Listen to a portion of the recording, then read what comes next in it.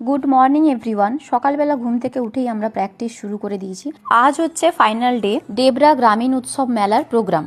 Practice শেষ করে 11:30-12টার দিকে আমরা একটা দোকানে চলে এসেছিলাম, কারণ আমাদের সবার এক কালারের ব্লাউজ দরকার। প্রায় আমরা 16 জন ছিলাম, সবার একই কালারের ব্লাউজ লাগবে, তাই এত সমস্যা হচ্ছিল, পাওয়া যাচ্ছিল না। ওখান থেকে ফিরে এসে দেখি ক্লাসরুমে কংস আর কৃষ্ণ দুজনে একটু প্র্যাকটিস করে নিচ্ছে। কংসের রোলটা প্লে করছে আমাদের সিনিয়র মেম্বার সানি, আর কৃষ্ণের রোলটা প্লে করছে আমাদের সুদীপ্তা, মানে আমার স্টুডেন্ট। কংসের ক্যারেক্টারে সানিকে তো খুবই মানাচ্ছিল, তার সঙ্গে ওর অ্যাক্টিং কোনো কথা হবে না। আন্টিকে দেখা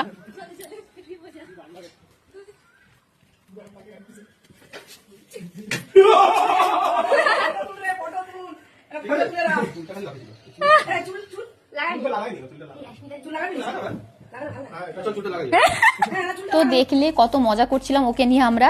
এখানে ওর চুল দাড়ি গোপ এগুলো লাগানো চলছে, এবার একদম পারফেক্ট লাগছিল। তারপরে দুপুরবেলা লাঞ্চটা সেরে নিয়ে আমরা সবাই মিলে বসে একসঙ্গে আড্ডা মারছিলাম। আসলে এই জায়গাটাতে আমাদের পুরনো অনেক স্মৃতি জড়িয়ে আছে। এখন আমরা বসে সেই পুরনো দিনের কথাগুলো ডিসকাস করছিলাম। সবাই প্রায় 1 বছর পর একসঙ্গে হয়েছি। সবাই তো যে যার জীবনে ব্যস্ত থাকি, তাই কত কথা কত স্মৃতি সব মনে পড়ছিল। সন্ধ্যেবেলা আমরা প্রোগ্রামের স্পটে পৌঁছে গেছি। দেখে নিশ্চয়ই বুঝতে পারছো সবাই একদম রেডি। শ্রীকৃষ্ণ মামা কংসকে হাওয়া করে দিচ্ছে, কারণ এত ড্রেস পরে আছে, ওকে খুব গরম লাগছে। তার মধ্যে কালিয়ানাগ আর শ্রীকৃষ্ণের মধ্যে ব্যাক স্টেজেই লড়াই স্টার্ট হয়ে গেছে। পিঙ্কি আর আমি আমার শ্রীকৃষ্ণের সাথে কিছু ছবি তুলে নিলাম। এখানে কংস মামার কোলে বসে কৃষ্ণ ঠাকুর পোজ দিচ্ছে, ভাবতে পারছো? এই যে আমার বর্মশাই, সেও আজকে এসছে আমাদের প্রোগ্রাম অ্যাটেন্ড করতে। আজকের প্রোগ্রামে বলিউড নায়িকা মন্দাকিনীজি গেস্ট হিসেবে এসেছিলেন। ওনার জন্য একটা ছোট্ট ট্রিবিউট রেডি করেছিলাম আমরা। উনি তখন স্টেজে উপস্থিত ছিলেন, আমরা পারফর্ম করলাম। আমাদের কাছে এটা একটা বিশাল পাওয়া ছিল আজকের দিনটা। দেখো দেখি আমাকে তোমরা চিনতে পারছো কিনা। সাহিল আর আমি ছিলাম, এদিকে তিতলিদি আর পিন্টু ছিল। বাই দ্য ওয়ে, এই ভিডিওটা কিন্তু আমার বর্মশাই করেছে। ডান্স শেষ হওয়ার পর উনি ডান্সারদেরকে ডেকে কিছু ছবি তুলতে চাইলেন, তাই আমরা ব্যাক স্টেজ থেকে ছুটে ছুটে আবার এলাম।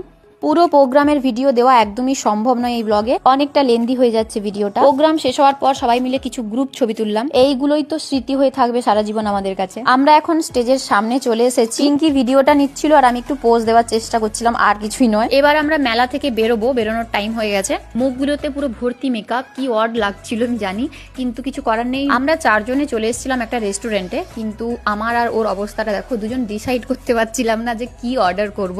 অনেকক্ষণ ধরেই এই ডিসকাশনটা চলছিল, কিন্তু পিঙ্কি একটুখানিকের জন্য ক্যামেরাটা অন করেছিল, তাও আমাদের অজান্তে। আমরা প্রায় রাতে ভোর 3টের দিকে ঘুমিয়েছি। আজকের রাতটা ছিল লাস্ট, সবাই বাড়ি গিয়ে যে যার মতো করে আবার ব্যস্ত হয়ে যাবে। সকালবেলা ঘুম থেকে উঠেই সবাই রেডি হয়ে পড়েছি বাড়ির উদ্দেশ্যে। তিতলিদি পিন্টু আমাদের সাথে আমার বাড়ি যাচ্ছে। ডেবরা থেকে আমার বাড়ি যেতে স্কুটিতে প্রায় 1 ঘন্টা 15-20 মিনিট মতো লাগে। আমরা একটা জায়গায় দাঁড়িয়ে এখন একটু টিফিন করছিলাম। তিতলিদি পিন্টু কি কারণে আমার বাড়ি